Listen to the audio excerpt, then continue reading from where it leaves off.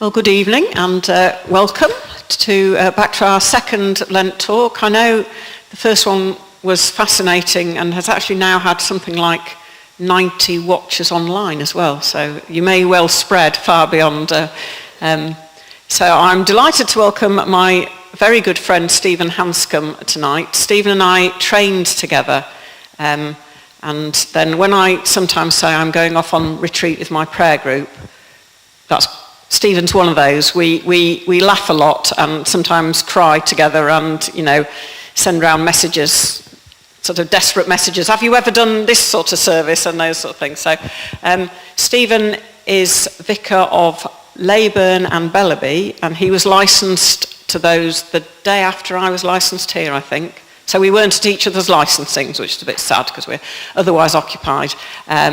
But obviously that is, I'm sure there are lots of things that are very similar, but also in many ways very different, because Adel is sort of a place and sort of not a place, isn't it? And we're sort of the middle of it and sort of not, I think a market town is a very different place. So I'm very grateful that Stephen has come all the way on his day off to talk to us. Shall we just start in prayer?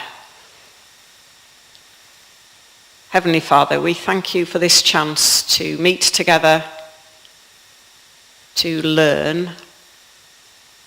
We thank you for Stephen. We pray for him and for all the people of Leyburn and Bellaby entrusted to his care. We ask you to be in our listening and in his speaking tonight, that we would learn more of you through learning more of each other.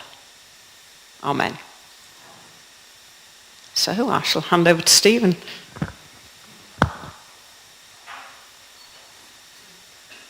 Thank you, Alison, and it's lovely to be here this evening and to be part of you.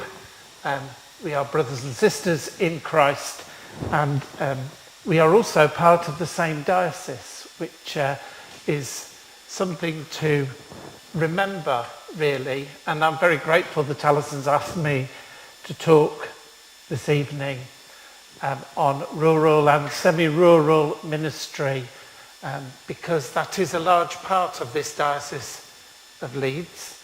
And to some people at our neck of woods, Leeds feels like a foreign land, and I'm sure to some people here, Leyburn and Bellaby in the Dales feels like a foreign land. So learning more about each other and appreciating and understanding each other is really important. So thank you, Alison, and thank you all for being here this evening.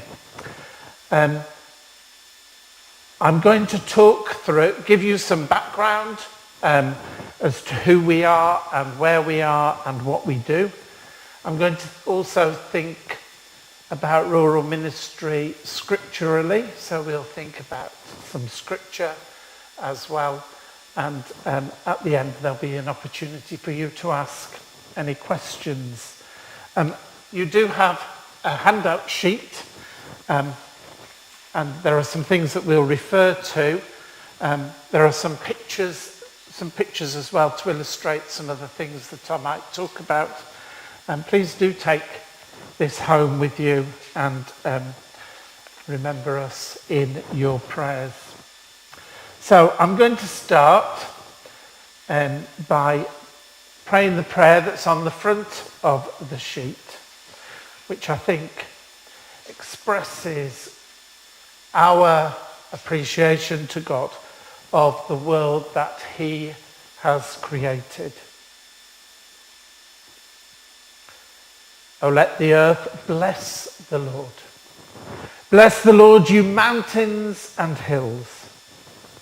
Bless the Lord, all that grows in the ground. Sing his praise and exalt him forever. Bless the Lord, you springs. Bless the Lord, you seas and rivers. Bless the Lord, you whales and all that swim in the waters. Sing his praise and exalt him forever. Bless the Lord, all the birds of the air. Bless the Lord, you beasts and cattle. Bless the Lord, all people on earth. Sing his praise and exalt him forever. We thank God for his creation. We thank God for the world around us. I'm going to play a piece of music for us just to settle into this theme with. Afterwards, I'm going to be asking you, and you might cotton on to my sense of humour here, but I'm going to ask you what you think rural ministry is all about.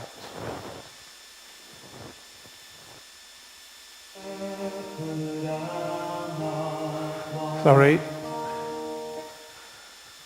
I love technology, as we all do.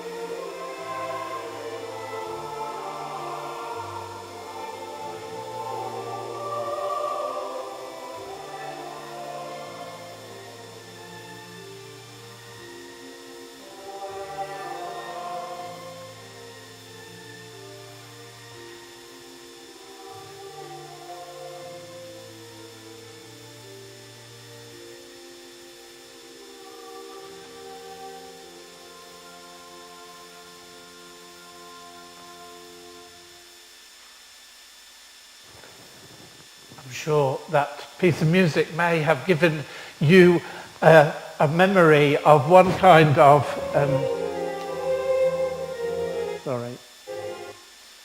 one kind of rural ministry.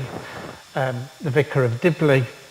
Sometimes in my work, I think I have descended into an episode of the Vicar of Dibley, but it's not all like that, and I've never had to eat 5 or 6 Christmas dinners.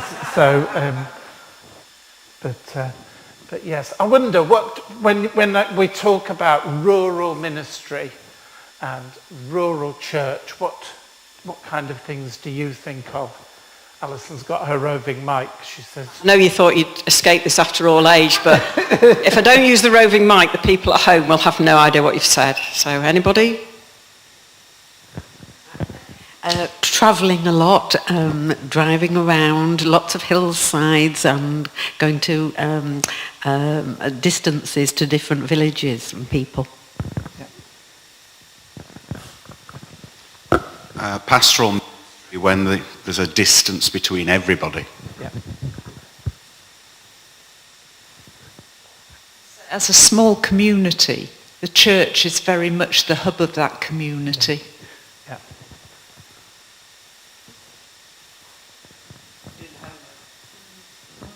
My father's cousin lived in Leyburn, so we used to go there very regularly and stay over.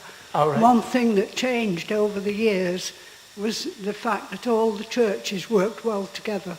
Yeah. Originally, there were this, that and the other, but then latterly they all worked together as a team, and Yeah. she was very pleased about that. Yeah. Yeah. Excellent. Some really, really good things there, and I think I'm going to cover a lot of those things this evening. I'll start by giving a bit of background.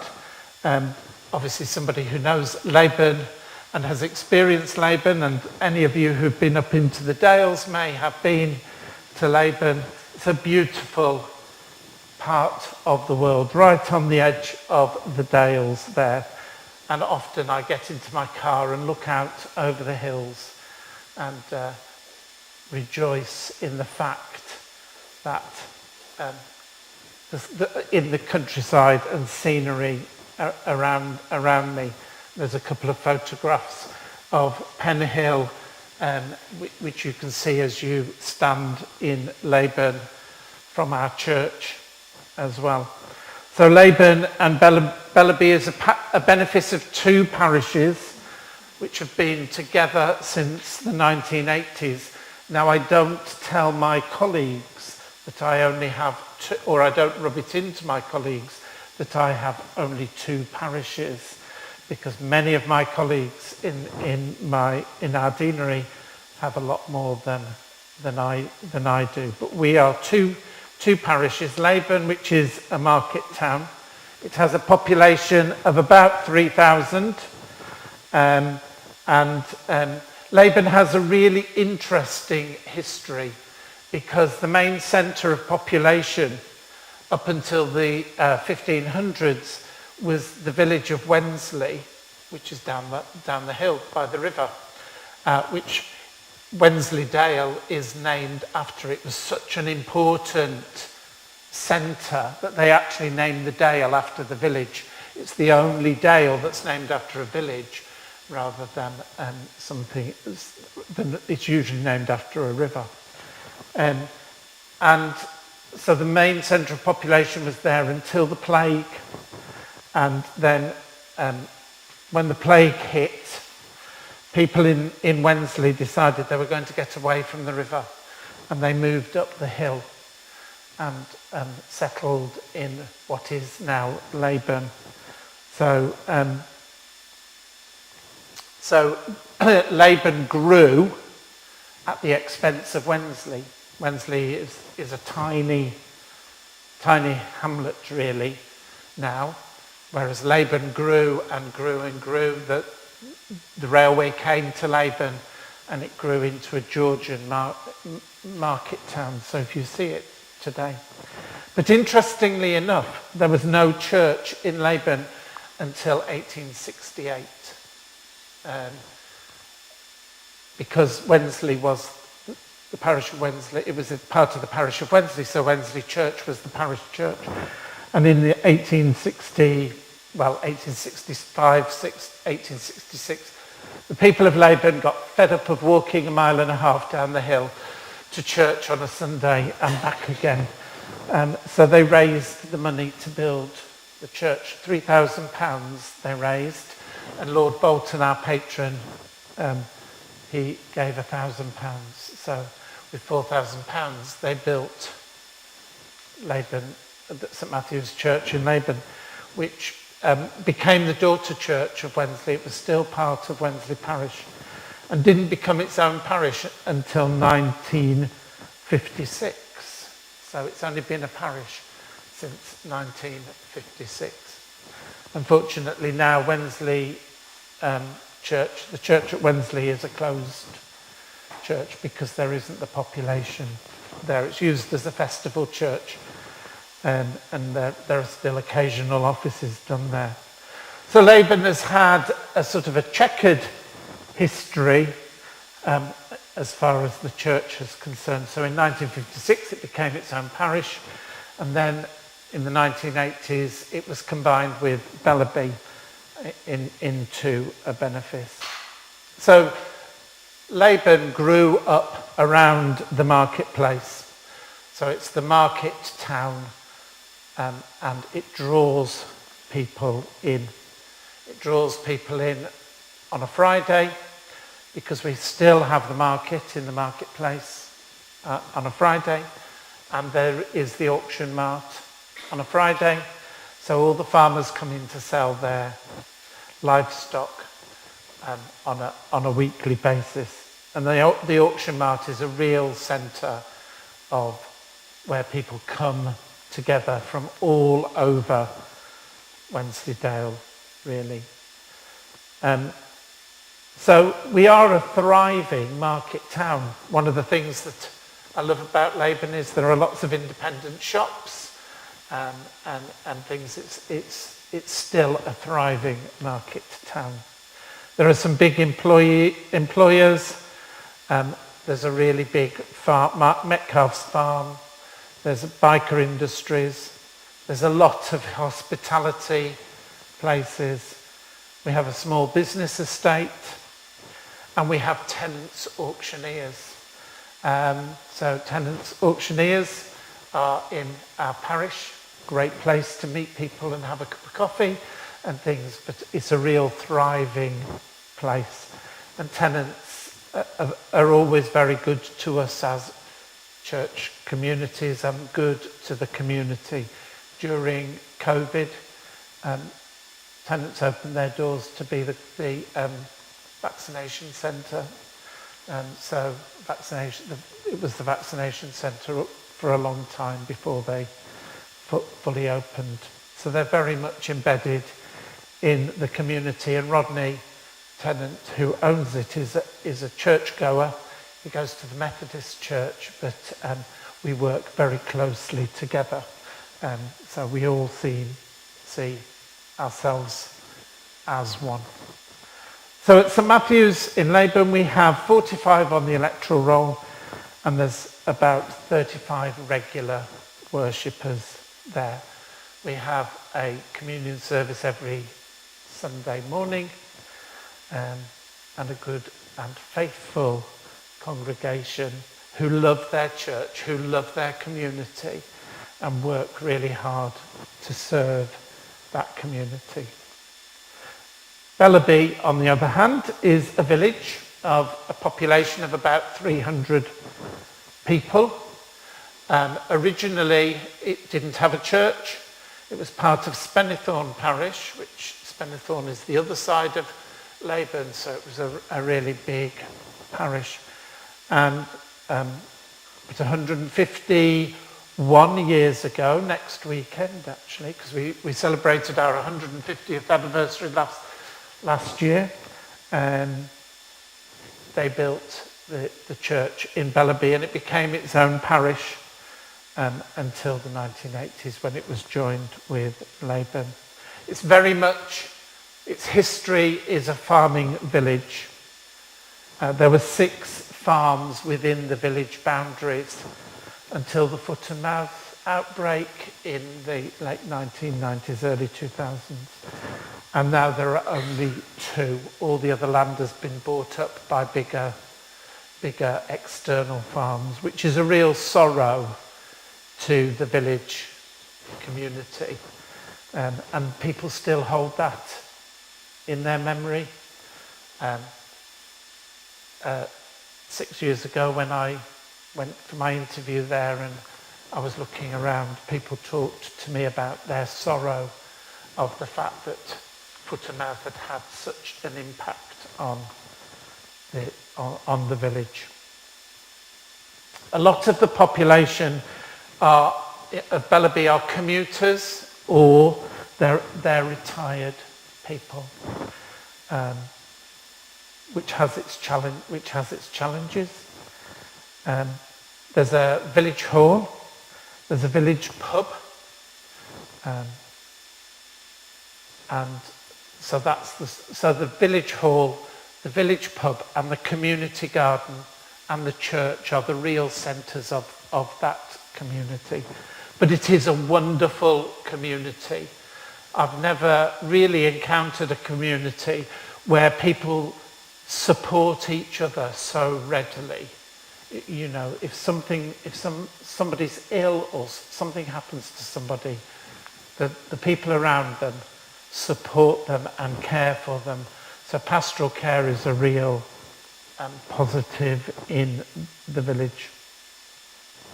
They have an electoral roll of 32, which isn't bad for a village of 300. I say to them, that's 10% of your village population.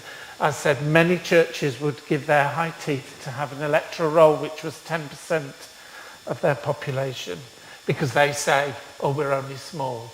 But I say, well, look at the majority, I would say about 99% of those people are people who live in the village, because they love their village, they love their church.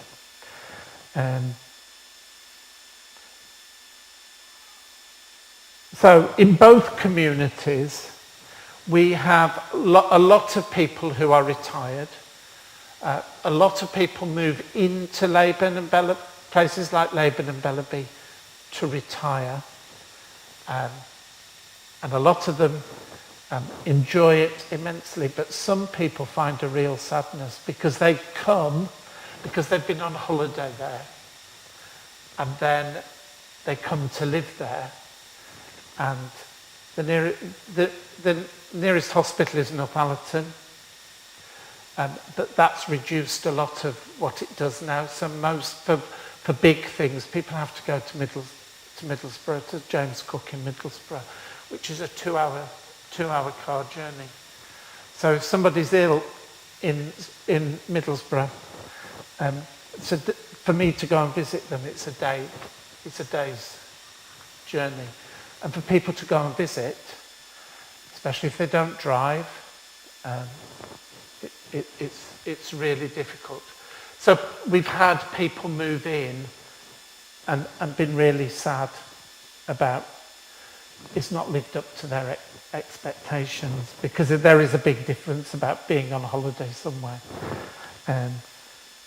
But we've had quite a lot of people, particularly in Bellaby, people move in and they become part of the church community, which is great. That really adds to us.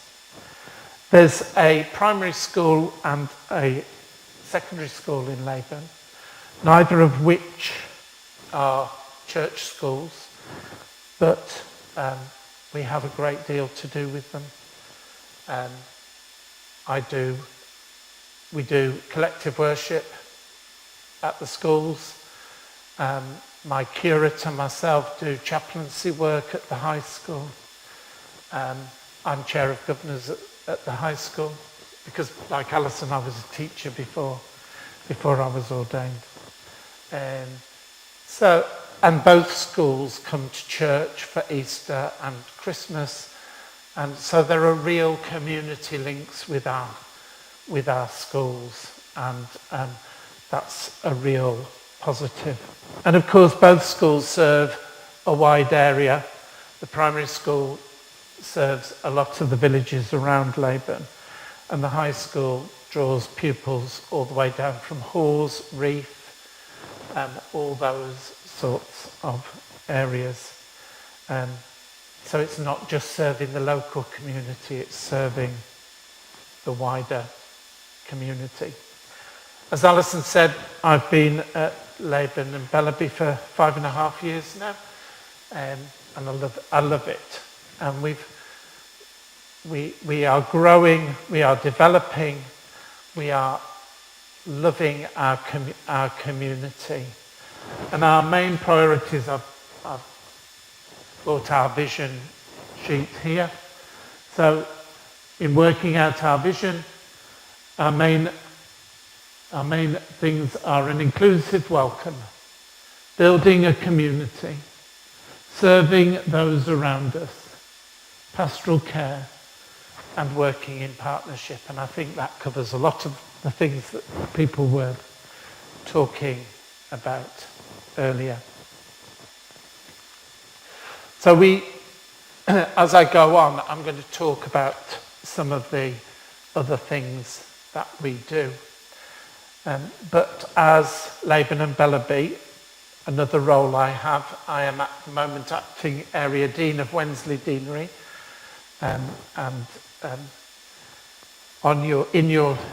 In your handout sheet, it's quite small, but there's a map of Wensley Deanery. It goes all the way from Hawes, right across to the edge of Northallerton, and down to the edge of Ripon. It's an area of approximately 270 square miles, and the greatest distance between churches is 40 miles between churches in the deanery, and a maximum travel time of 80 minutes if you were to drive from one end, from Hawes at one end down to Wath at the other end, which is almost Ripon. There are 8 benefices and 37 places of worship. So that gives you an idea of the number of churches that some of my colleagues have in their benefices. 6, 7 churches in a benefice. Me having a market town means that I have more of my population gathered together in one place, whereas my colleagues have 6 or 7 villages where their populations are spread out. Within the deanery there are 3 market towns, Hawes, Laban and Bedale. There's a total population in Wensley Deanery at the last census of 25,765 people, which is 10,000 less than there are in Seacroft Parish. So our benefice is less than the number in Seacroft Parish. But of course we're spread across a great distance. But it just gives you an idea of population, space, all these things that have to be thought about when people are making decisions about how parishes and churches work together. But as a deanery, we work really closely together. And we have to look at the ways that we can centre things. So, because in Laban, the secondary school serves the majority of the benefices of the deanery. So I have taken on that role, whereas a colleague of mine who can name every breed of sheep that there are and cattle takes on the chaplaincy of the auction mart. So we try to work together to sort of support each other, so that we're all not trying to do the same thing spread across so many miles. We work together. We have a men's breakfast which meets once a month.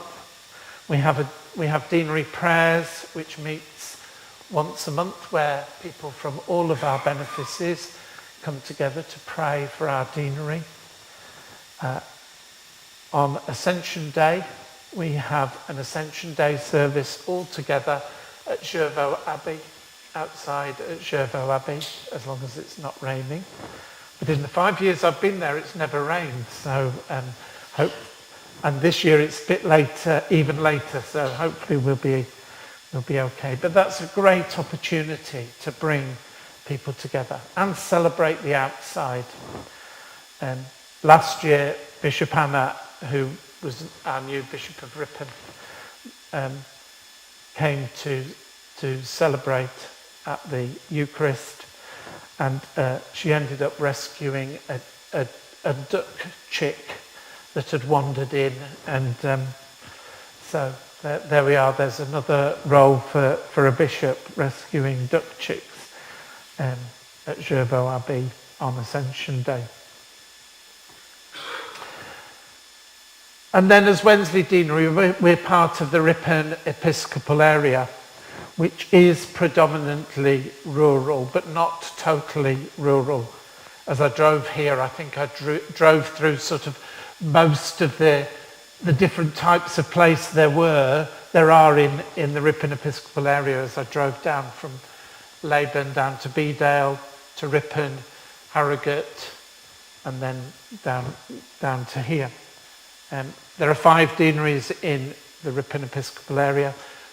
The Ripon Episcopal area is as big as the other Episcopal areas put together.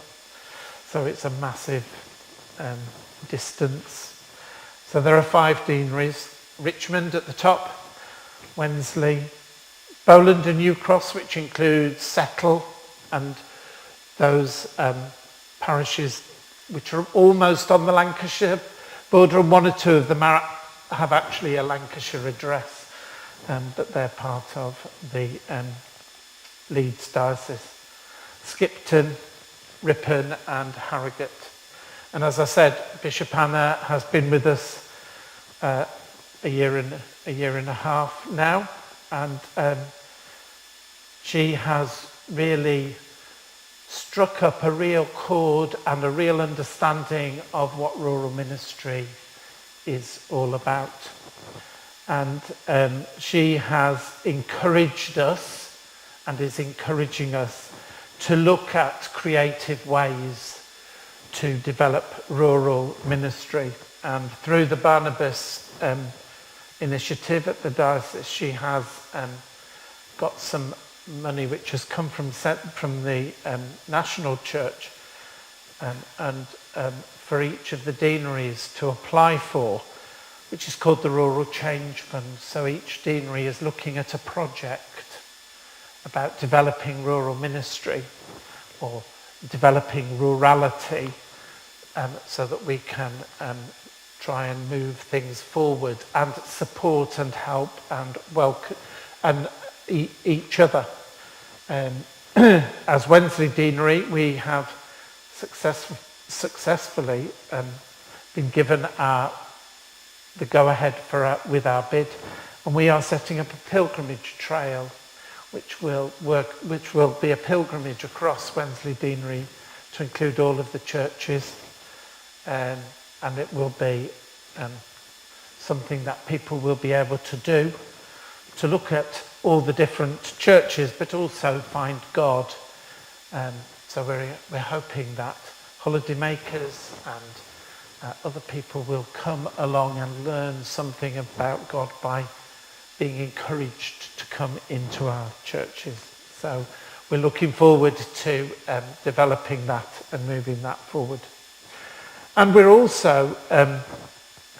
also struck up a new initiative with the diocese where we're developing a maintenance collective where we look at how we can support each other across the deanery in maintaining our buildings. We've got 37 church buildings in Wensley Deanery, and we all know that maintaining our buildings is a real challenge.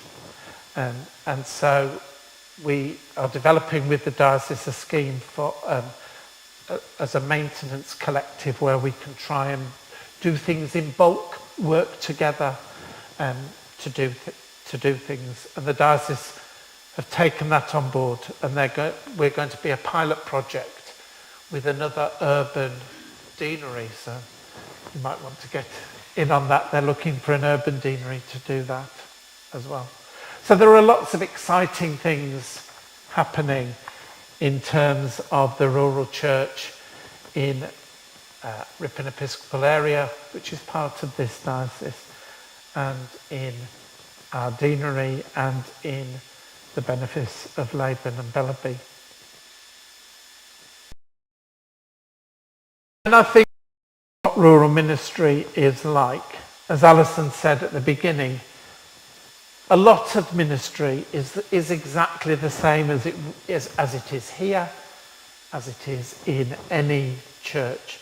but there is a uniqueness. And sometimes that uniqueness of rural ministry is often forgotten. It's always my plea at courses and in church policy that people remember that the rural church, we're not churches that are surrounded by lots of houses and with lots of people. So we try to encourage that.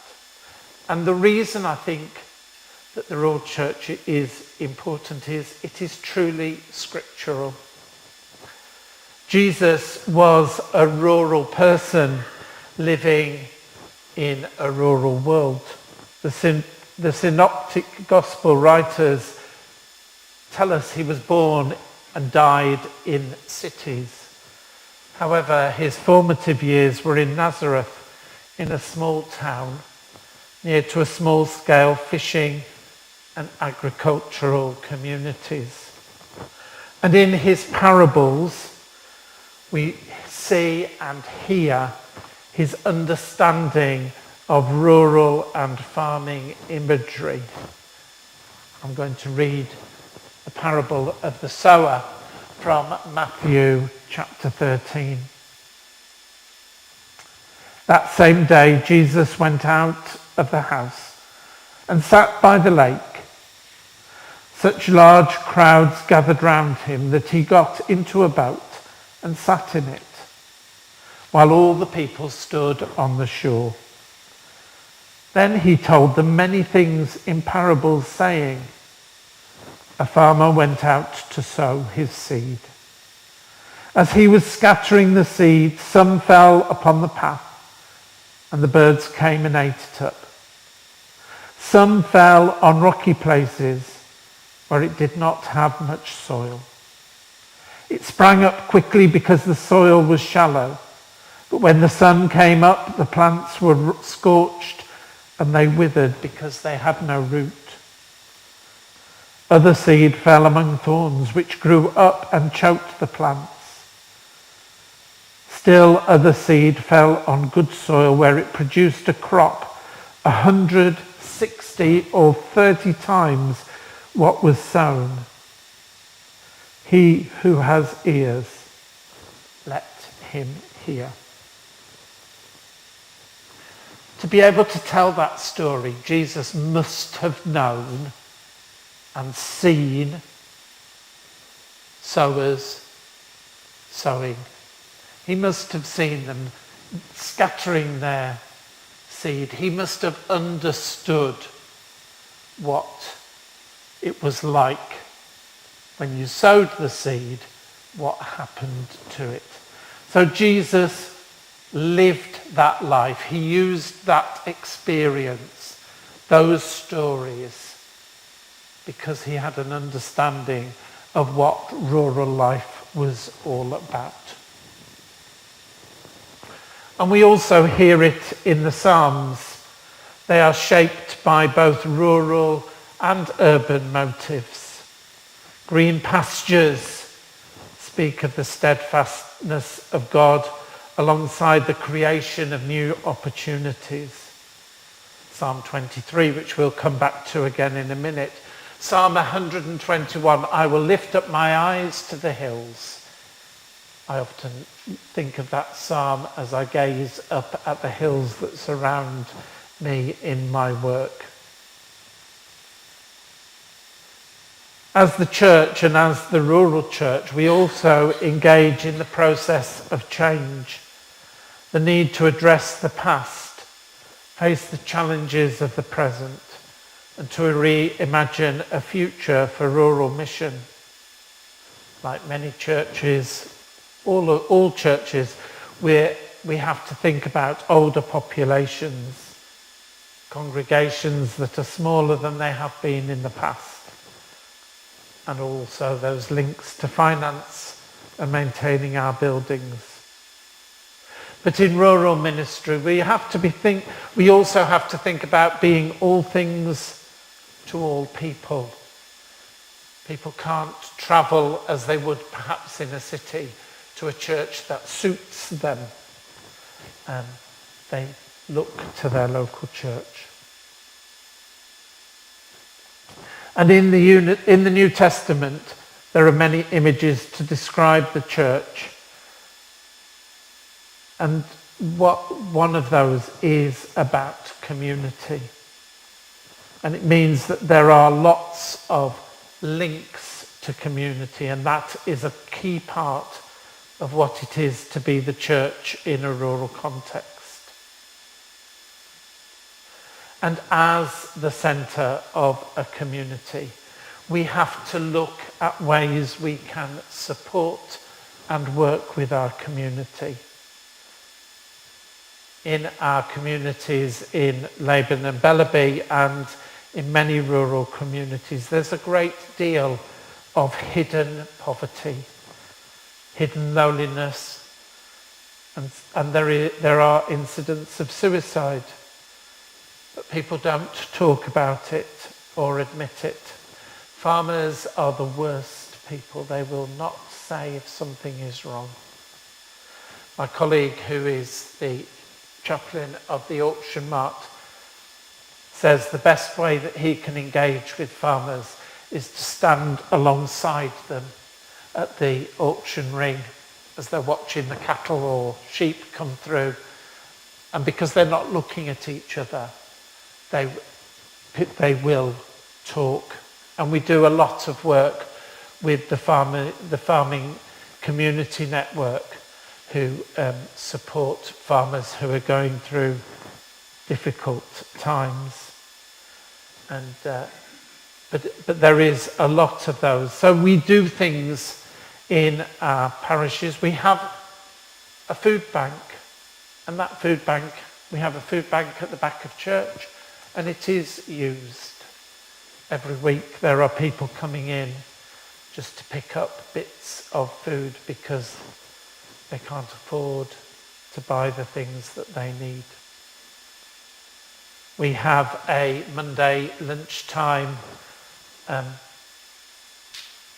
lunch club, which is for more elderly people, but that is a pay as you wish event. We've set up as our part of the church an organisation which we call Laban Good Neighbours, which provides support for people who are on their own. So volunteers take people to appointments, because if they have to travel, the buses don't run very often. So they take people to appointments, they'll do shopping for people, they'll collect prescriptions for people. We have to put all of these things into place. And when people think of rural ministry, they don't often think that these are the things that need doing. So I'm going to refer back to Psalm 23, which I played at the beginning, which is inside your sheet. So Psalm 23. And I'm referring to this as sort of giving you an understanding of what I feel, of how we carry out ministry in our parishes. The Lord is my shepherd, I shall not want. He makes me lie down in green pastures. He leads me beside still waters. He restores my soul. He leads me in right paths for his name's sake. Even though I walk through the darkest valley, I fear no evil, for you are with me. Your rod and your staff, they comfort me. You prepare a table before me in the presence of my enemies. You anoint my head with oil. My cup overflows.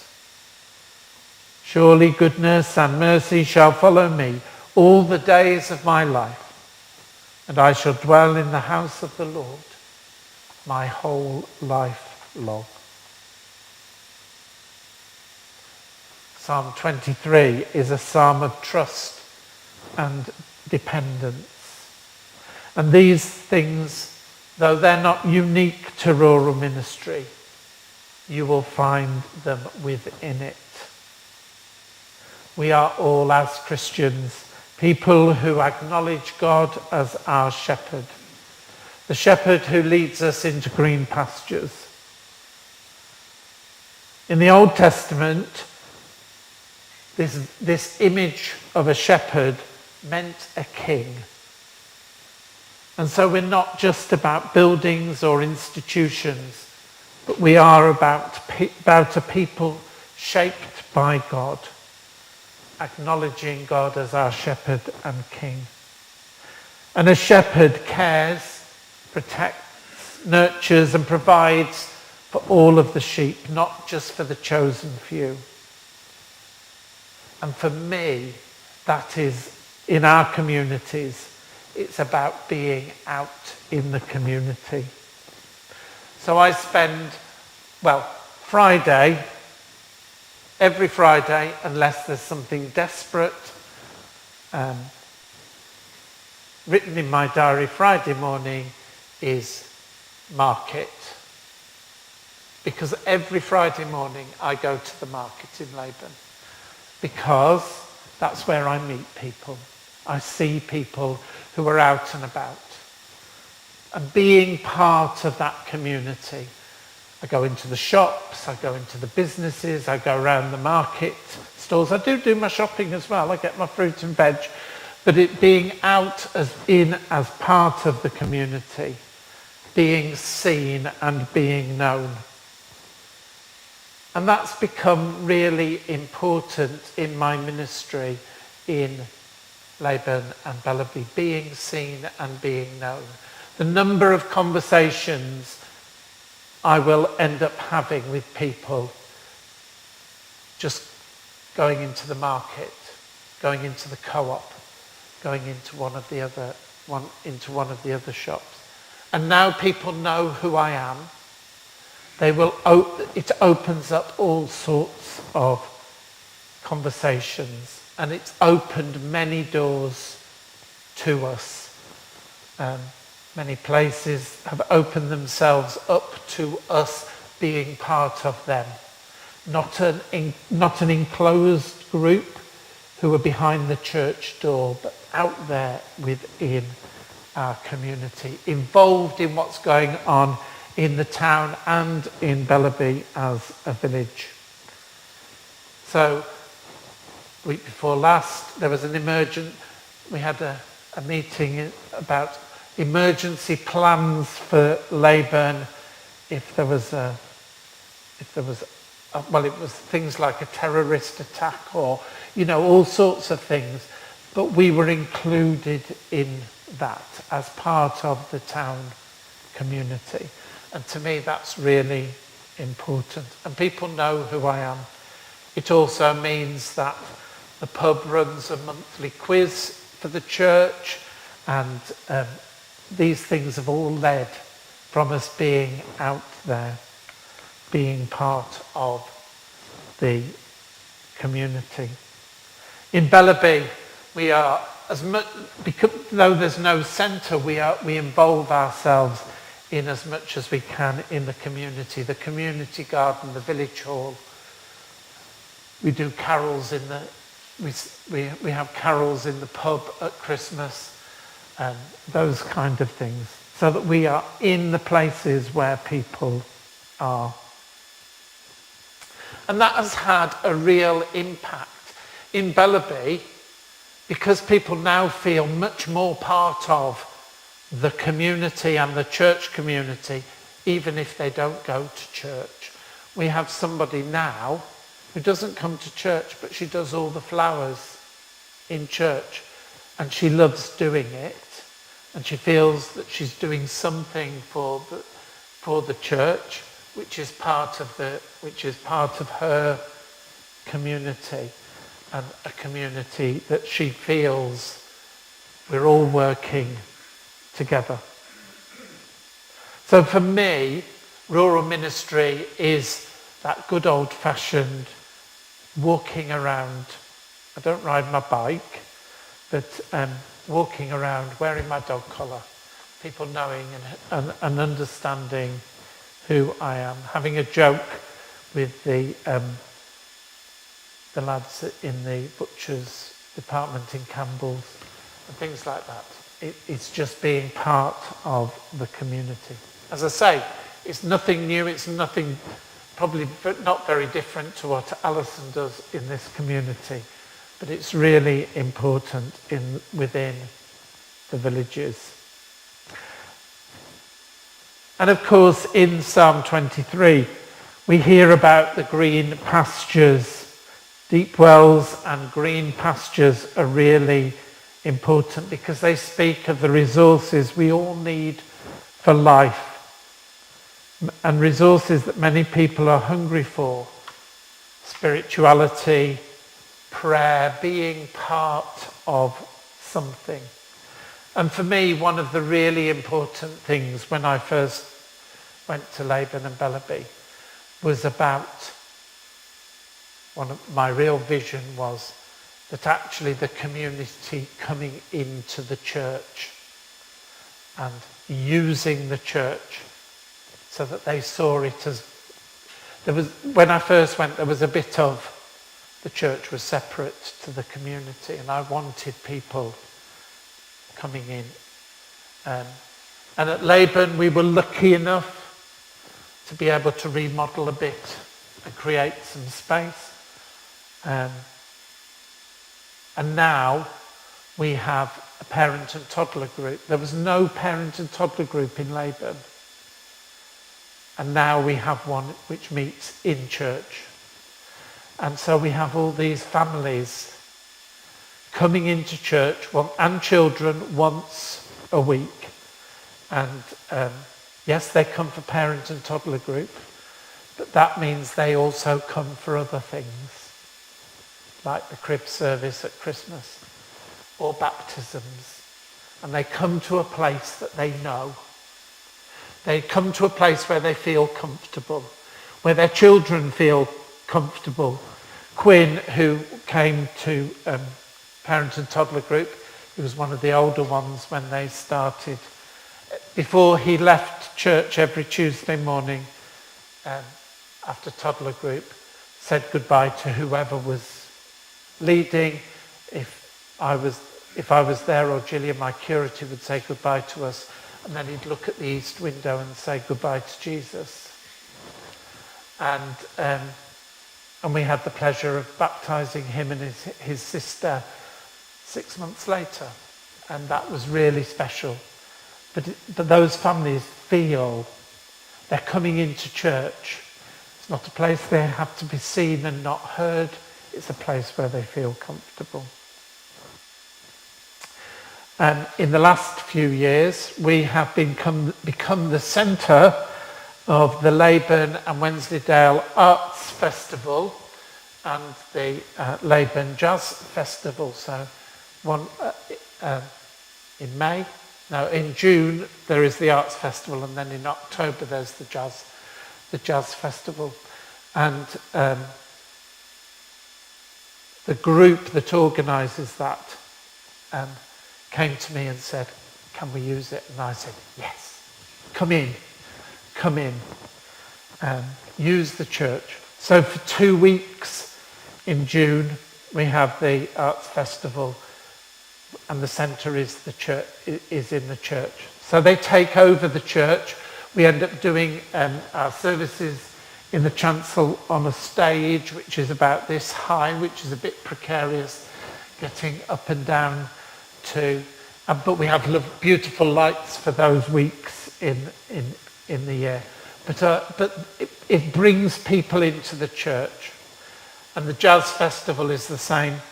And somebody said to me, I never realised I could dance in church.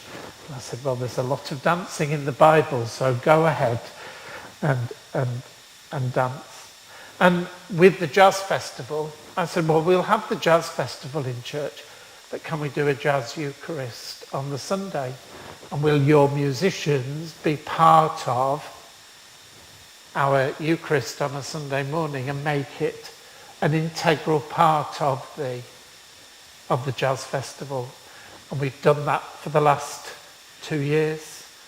And we ended up with over 100 people last year because people came along to hear the musicians, but also to be part of church, encountering God, being introduced to God in our building.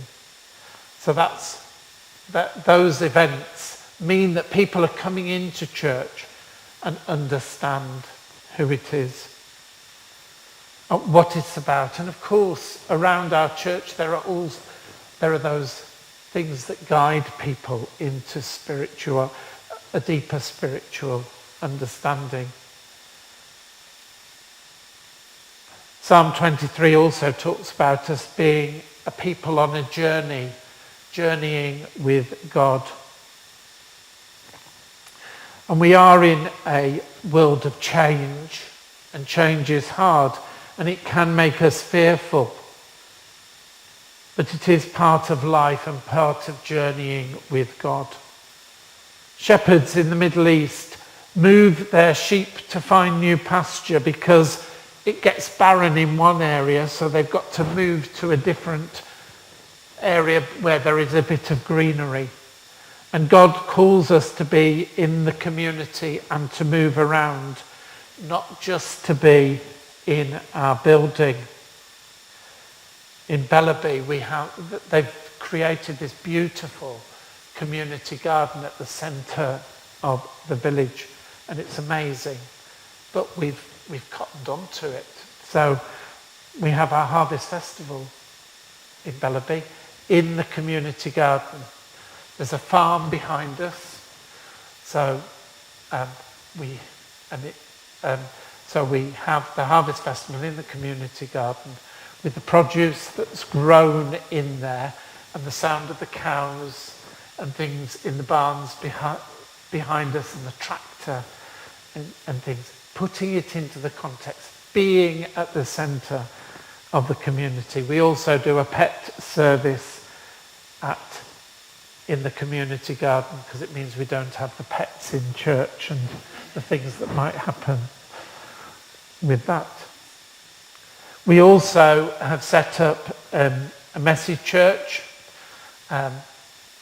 We're not blessed with lots of families in our church community, but we've set up a message church, and we have a growing number of families who come to that once a month and have really found a place there and found it that it's their church, it's their way of being with God. And as a result of that, about 6 months ago, we had a messy baptism because one of the families who comes to Message Church wanted their child baptised, and we did it as part of Messy Church and called it a messy baptism because that was the family that they came from. So, it means bringing people in different ways. In Psalm 23, it also talks about the shadow of death. But shadow is quite an interesting word because shadows actually can't hurt you. Shadow is nothing but a reduction of light. Those who walk with God walk in light. We shouldn't be fearful. But very often people within our communities are frightened of the changes in the world around them and the things that they don't know. And I'm sure this happens in many places, but one of the things I've found is often people in our communities look at the world through rose-coloured spectacles. They remember what the world was like 50 years ago. And that's quite difficult for them to see the world and the church changing around them. And it's something we've had to really think about and And just after COVID, we decided that we would look at, that we felt called to look at the pastoral principles and the living in love and faith courses which we ran in our community. People said to me, and I can remember one of my colleagues saying to me, well, I spoke to my churches about them and they said, well, we don't have people like that in our community, so we don't have to think about it. My answer was, how do we know who's in our community? So we decided that we would do the Living in Love and Faith as our Lent group. And we had a really faithful group who came along, and we had wide-ranging discussions. But as a result of it, having done it as our Lent course, we tend to have a theme for Holy Week and Easter. So for Holy Week, we looked at the theme of all are welcome, because we'd been thinking about how we welcome everybody. So we took the theme, all are welcome. And we talked about it, we had services on it. And we came to Easter Sunday morning in Laban, and the congregation gathered. And just as I was about to start the service, the door opened at the back of church, and a family of about 12 people came in who were of Indian origin, I would say. That's all I could tell you from the back of church. And they were invited in, and they came and sat down, and they took part in the service. When it came to communion, I made the offer of, if you receive communion or if you would like to receive a blessing, they all came forward in one way or another. And after I'd finished the service and gone round to the back, there were people in my congregation making these people feel so welcome. Anne, who's the wife of one of our church wardens, out of her handbag, don't ask me why, she got these, the cream eggs with a knitted chicken. She had enough to give to the children who were part of this family. They were there, and this family, it turned out, were a family from Bradford who'd come on holiday to Laban, had walked past the church and decided to come in. And when they saw we were having a service, they decided to stay. And then, after the service, they were made to feel welcome. All are welcome had been our theme. I'm afraid I cried for a while after that. But they were made to feel welcome, so welcome they were taking selfies of themselves with our congregation. But that coming out of fear, that sort of knowing about the world around us, is really important. And there is a fear in rural communities, in rural church communities, about the future of those churches. I have colleagues in Wensley Deanery. One church has 6 members. They don't have any church wardens. All 6 of the people who come to church are on the PCC, because otherwise it wouldn't exist.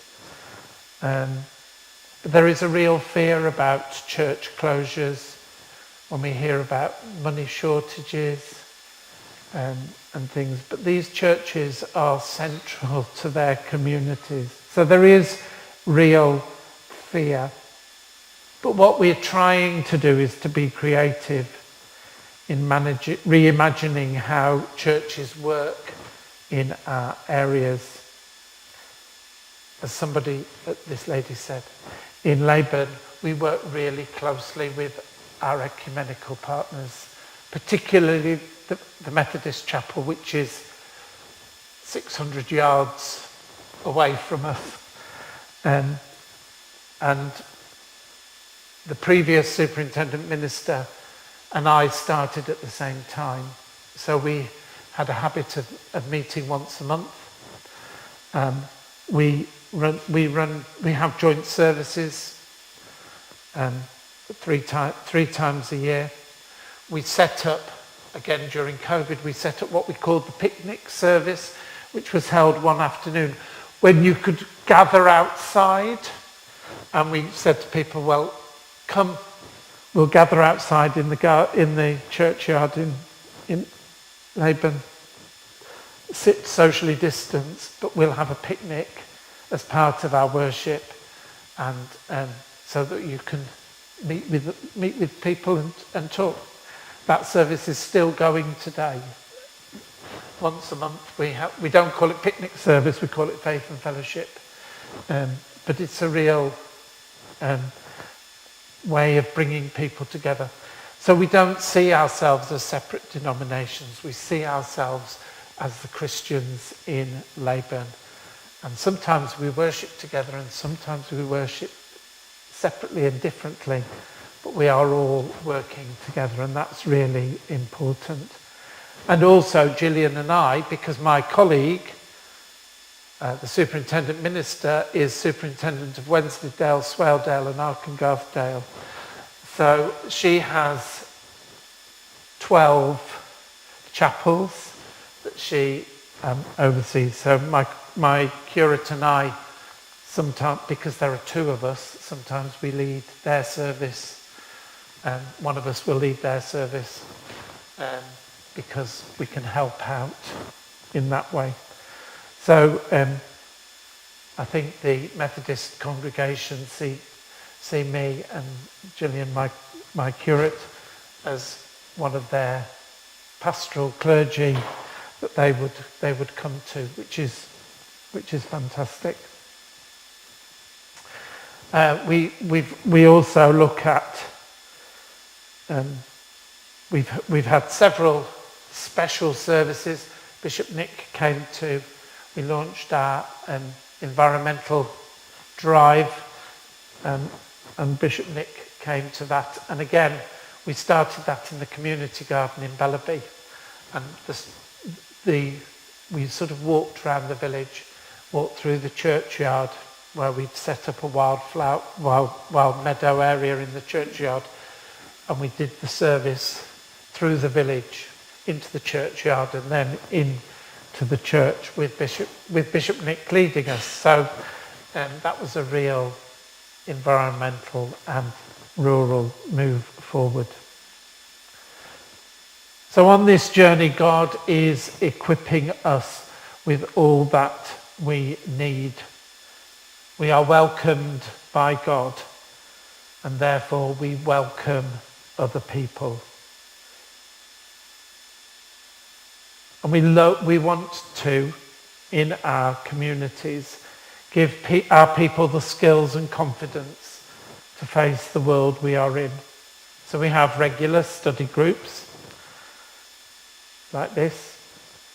We look carefully at lay leadership, particularly my colleagues who have 6 or 8 churches and just them.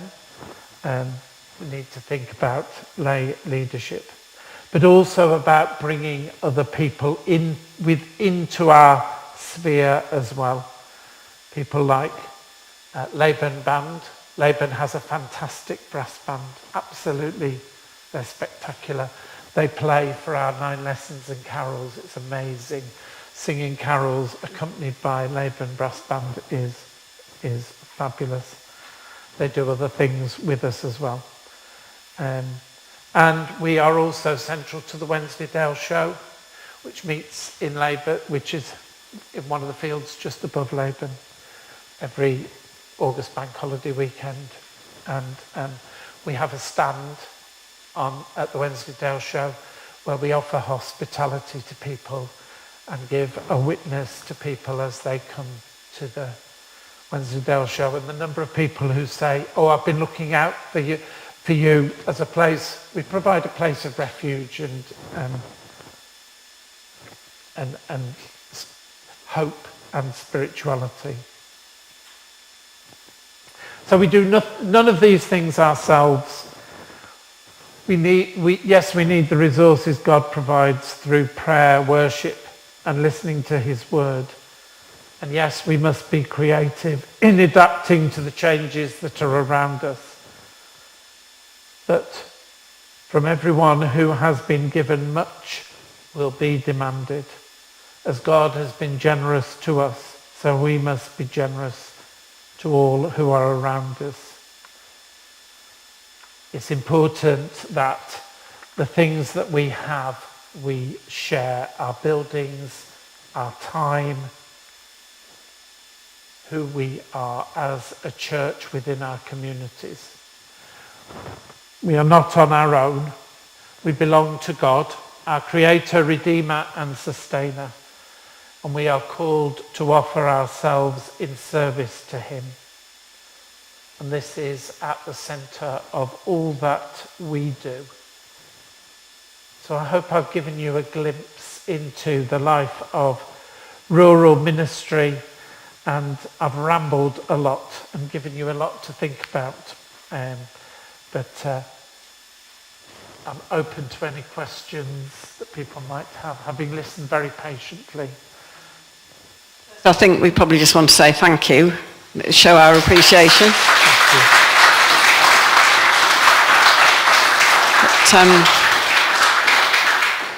I think what really, and I knew, but suddenly thought of a hospital visit being Leyburn to Middlesbrough. That's my dad's local hospital. I could be there quicker than you. That is really quite something, isn't it? Does anybody have any questions? Well, I'll let you think, but Mark's beat me to it. It was the question of how you manage the finances in some of these tiny churches where you've only got 6 members of the congregation.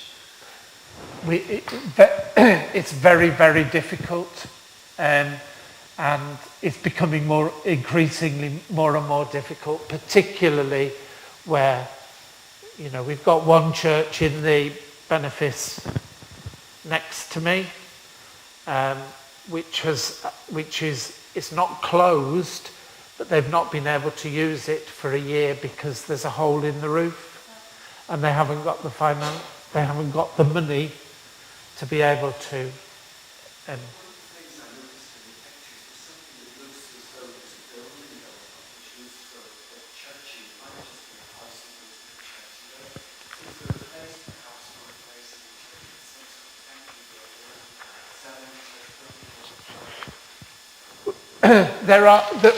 There are things where people try desperately to look at alternatives, but it's very difficult to close a church because people, particularly in villages, feel ownership of the church,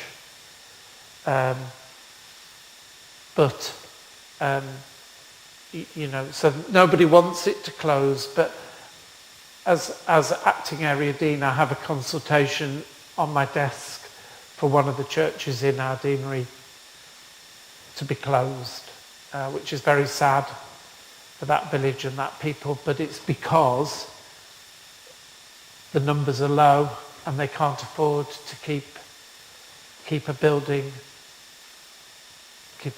going. We face that quite a lot in Leeds, so the thought, yes, 6 people is probably still quite a high percentage of their of the population, isn't it? Yes. Yeah. We couldn't get 10% of our population in here. No way could we? I was wondering, you talked about there's a lot of people retire too. Is there any sort of barriers between the people who've always been there and incomers, are they? Incomers. People will always say, oh yeah, you only really belong if you've been here 20, 30, 40 years. But actually people are very welcoming. I've never come across it as a barrier. and certainly within our church communities, the people who've joined us in the years have been welcomed. And they expect vicars to come and go, don't they? Yeah. But Yeah. congregation, I was wondering. Sorry. The term, you're an off-Cumden. Yes. You talked about the trail that you're going to have with all the different churches. How do you manage keeping churches open? Do you have them open every day, certain days, and how do you manage that with so many churches? Most of the churches within our deanery are open every day.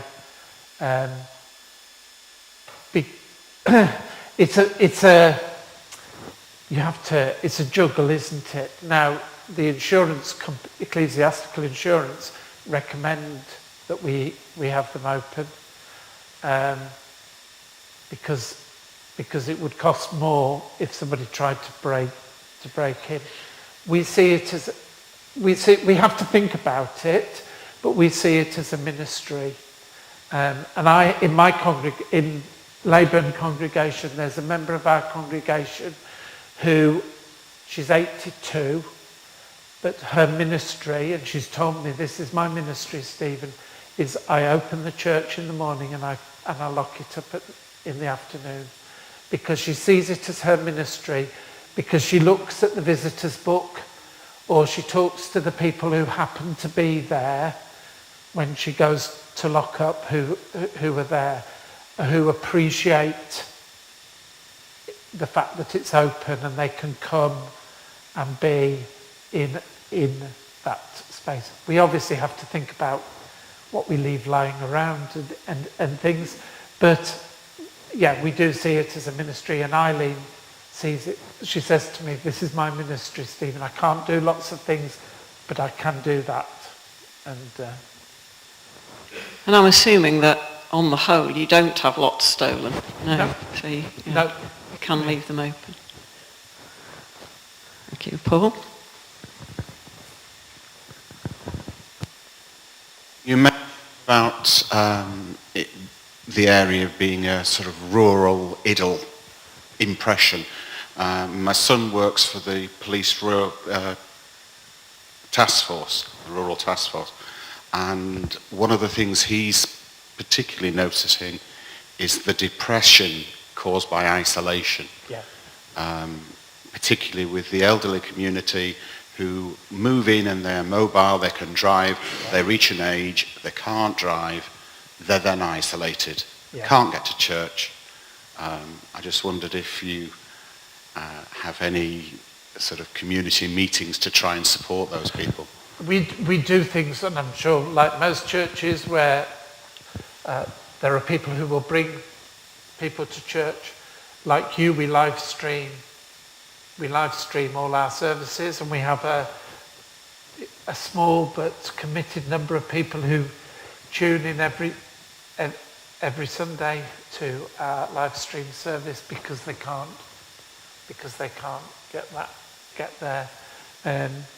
But it is a real issue, and that's why Leyburn Good Neighbours, we set up Leyburn Good Neighbours, because people can't get to appointments, or because we do have a medical practice in Leyburn, but if they need anything else, you have to travel.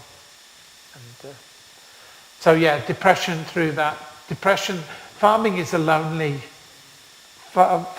lonely existence, and so there is a lot of depression within the farming community, particularly when prices are so up and down, all the other things that farmers are dealing with at the moment. So people do feel isolated, and Dale's farmers won't admit to anything, so that's a real challenge. I just had one more question. Do you get a lot of holiday makers to your services?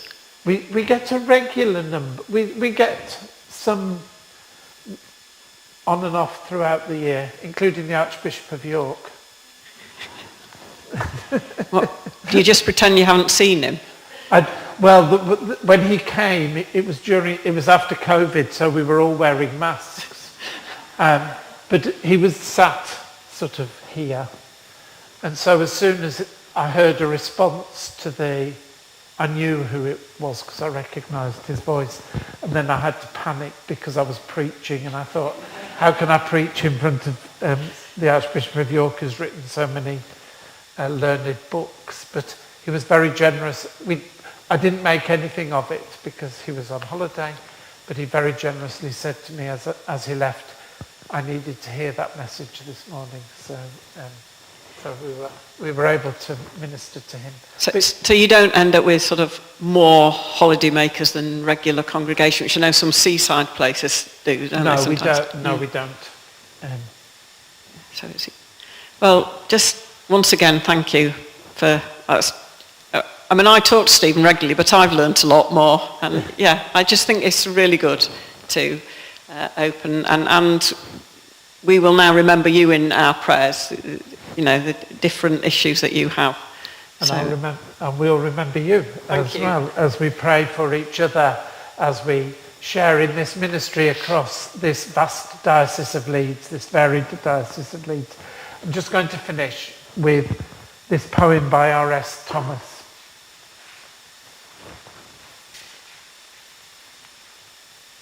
And God held in his hand a small globe. Look, he said. The sun looked. Far off, as through water, he saw a scorched land of fierce colour. The light burned there. Crusted buildings cast their shadows. A bright serpent. A river uncoiled itself, radiant with slime on a bare hill. A bare tree saddened the sky. Many people held out their thin arms to it as though waiting for a vanished April to return to its crossed boughs. The sun watched them. Let me go there, he said. Jesus comes to us all, whoever we are, wherever we are, if we ask him. Amen.